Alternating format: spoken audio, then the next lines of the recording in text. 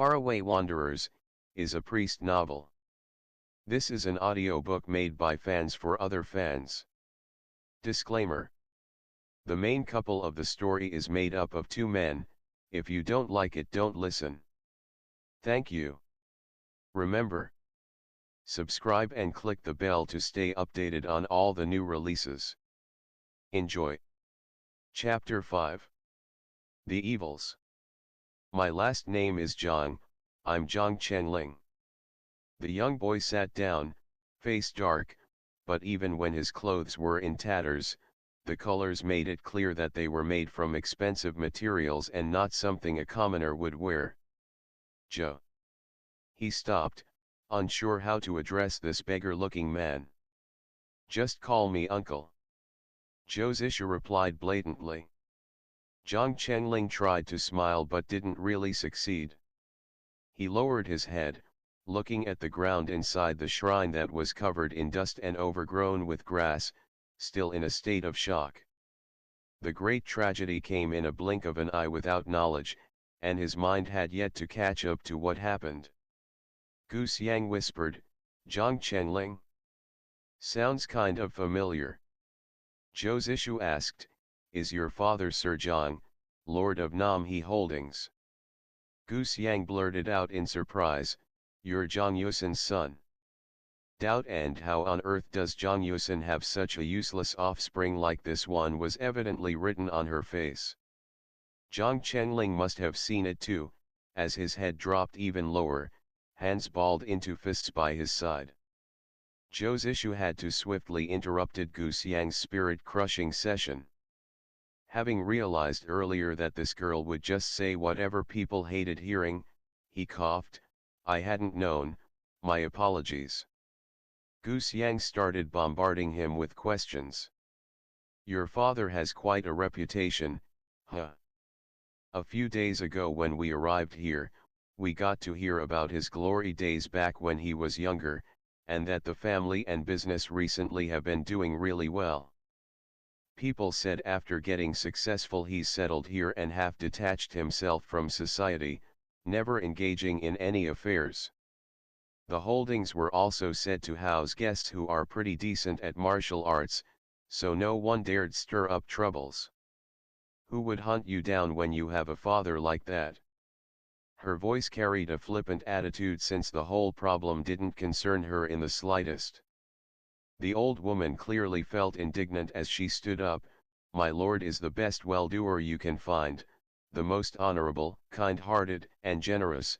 He will always help people even when he has no idea who they are. Gu Xiang only scoffed, tone enigmatic, all right auntie, we know how good of a father this little one has already. But does this honorable, generous father stop you two from being chased down at late night? Zhang Yusin had only reached 50 not long ago, and it was not an exaggeration to deem him someone of virtue and prestige. He had not been doing a lot of Jianghu business ever since he started building a family for himself, but if there was ever a grand event, it'd still be obligatory to send him an invitation. Zhou's issue felt the dead should at least deserve some respect, and while the girl's attitude might be unintentional, it was still ill-mannered of her to have said those things. He cut in, just now, who was that person trying to kill you? Zhong Chengling went silent for a bit, then spoke under his breath, he's Ch05 the hanged ghost. What did you say? What did you say? Zhou's issue and Gu Xiang both exclaimed. The former was frowning, and on the latter's face was quaint surprise. Zhong Chengling repeated with emphasis on every word, it's Ch05 the hanged ghost, I heard someone calling him that with my own ears. He took a deep breath suddenly, as if remembering and realizing something, the blood that night, the smoke and fire, the screaming, they all came back to him at once. He stood up shakily, face pale, whole body twitching, not uttering a single word. Gu Xiang jerked, pointing at him, is he having a seizure? Zhou's issue's face was solemn. He got to the boy, brushing over the acupuncture point that would help him pass out. When Chengling turned soft and unconscious in his arms, he carefully laid him down. He sighed, his mind shut down from the memory onslaught. Just let him rest for a while first. He turned to the panicked woman. Is someone plotting against the Zhong family? And seeing Chengling in that state, she lost all will. After many tears and snot, she finally recounted the exact events at midnight. The backyard suddenly caught fire, then came the men in black who appeared out of nowhere, looking like hordes of demons dropping from the sky. The most terrifying thing was that all the guests, those masters who could detect everything from the flick of the grass, were unable to fight back and left without anyone knowing. There was only eccentric old Li left. He arrived at Suzhou 5 years ago, always protecting the Zhongs from afar, refusing to enter the holdings. He reasoned that to be able to have the Zhang's food, you had to be a guest. He was simply someone who came to pay a debt. It was that eccentricity that had helped save the Zhong bloodline, though just barely. After a while, Zhou Zishu sighed. Old brother Li was a special man among us. He turned to the woman in tears again. She was only a servant, unable to understand everything. Do you have any relatives? She nodded.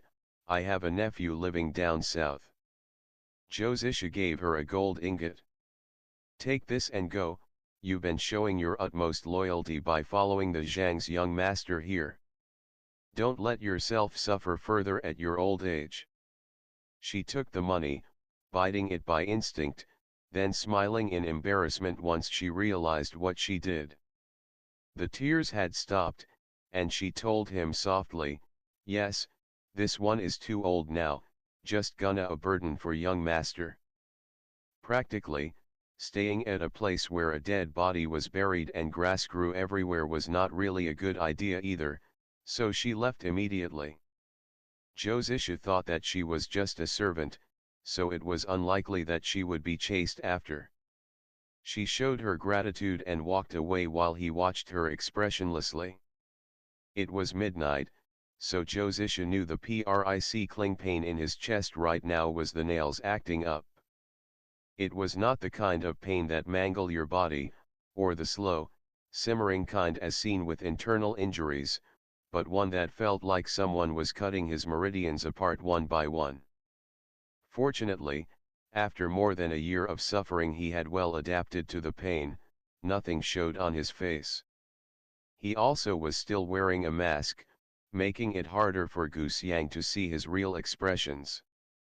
Zhou Zishu tried to divert his attention by thinking about the girl's ignorance while discussing Zhang Yusen, asking her, is the one with you at the tavern not here today? Wuxia startled, how do you know he's with me? Then nodded, right, you heard us talking, didn't you? That's why back when I asked you the question, you answered exactly like my master. She pursed her lips, showing disdain at his cheating act. Zhou Zishu smiled, yes, is your master here right now? Wuxia sat on the incense table with her legs swinging, not touching the ground.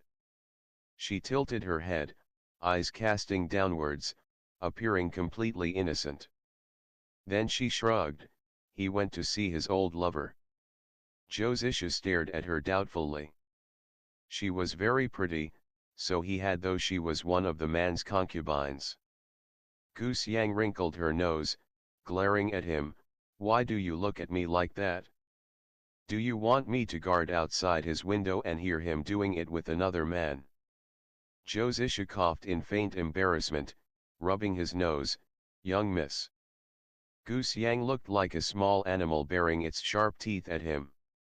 She then turned her head away in thoughts, poking the still asleep Chengling with the tip of her toes. Do you believe him? That the man in black was the hanged ghost? Zhou Zishu hesitated. He must have meant the hanged ghost from the Ghosts of King's Ridge. Brief mockery colored Wuxia's gaze, you truly know a lot. How many hanged ghosts do you think there are in this world? Really? Zhong shook his head. He was about to reply when the pain on his chest attacked, so he had to pretend to be pondering carefully. He said after a while, legend has it that in King's Ridge of Mount Fenja there is a place called the Ghost Valley. In recent years, people guilty of horrible crimes in Jianghu and have nowhere else to go have been seeking protection there. But once they enter the valley, their humanity will be lost, all mortal grudges wiped from their mind.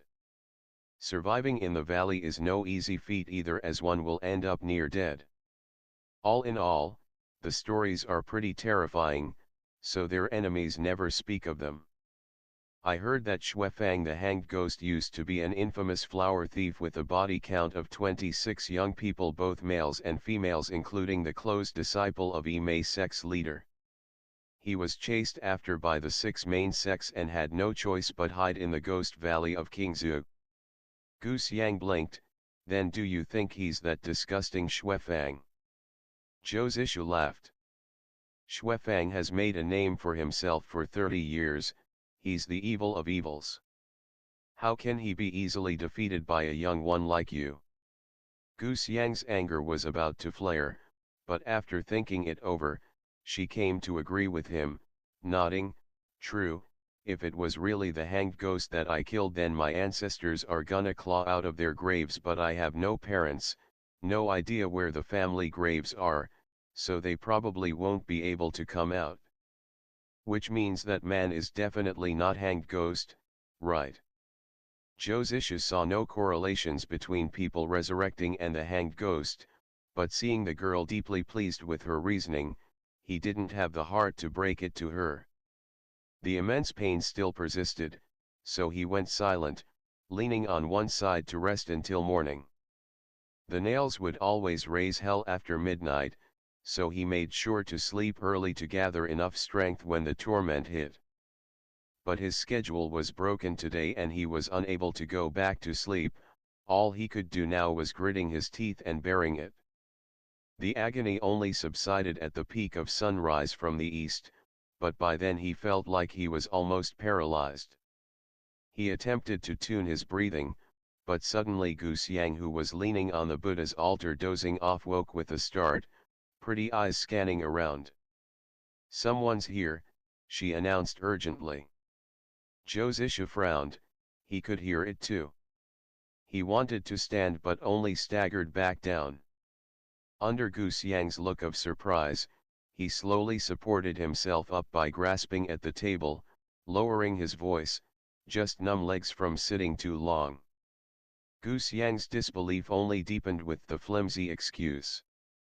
Morning was when Zhong was at his weakest, and the quick mediation earlier didn't help much. But he didn't want to fight someone right now either. Get the boy and hide. Hide? Hide where? Gu Xiang looked at him with her big eyes. Zhong was temporarily helpless. They didn't get to do anything else as a group of well-trained people with their faces covered barged in through the window, glancing at a sleeping Zhong Chengling and charging forwards. Zhong, still leaned on the table, saw one with their sword aiming their attack at the young boy. No one saw what happened, as there was only a fleeting shadow, but then skinny fingers, in the same state of emaciation as the mask on Zhong's face, were already around the person's throat. There wasn't even time to cry out before they spasmed and stopped breathing. The cruel method got the attention of the rest of the group. They had no choice but to halt and take precautions against this sickly-looking man who seemed like he couldn't even stand straight. Gu Xiang secretly stuck her tongue out, jumping down from the incense table to stand behind Zhong. He knew at first glance that those people only dressed to intimidate. They couldn't be expendable assassins with all this cautiousness. Had it been Tianchuang, they would have never hesitated to put the mission first, even when their friends or their own life was on the line. They were definitely not those infamous ghosts either. The ghosts could never be this coordinated. Seemed like the Zhong family was specifically targeted. He leisurely fixed his sleeves as if the rags he was wearing were his old robes hemmed with silver thread. Halfway through, feeling ridiculous himself, he stopped with a smile. It's way too early to be attacking a defenseless child, isn't it? The least you can do first is say hi. End of the chapter.